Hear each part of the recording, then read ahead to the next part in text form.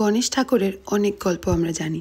কি করে ওনার মাথাতে হাতির মাথা লাগলো, কি করে উনি সবথেকে প্রথম পুজো পাওয়ার জন্য স্থান পেলেন।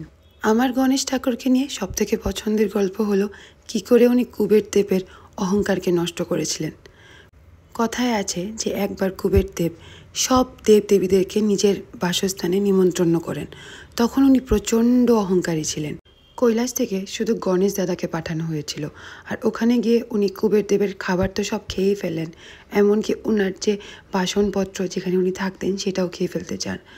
কুবের দেব এরপরে শিব ঠাকুরের কাছে এসে হেল্প চাইলে শিব ঠাকুর ওনাকে বলেন যে গণেশকে শুধু এক মুঠো ভাত দিতে, কিন্তু সেটা অহংকার না, শ্রদ্ধা আর ভালোবাসার সাথে দিতে।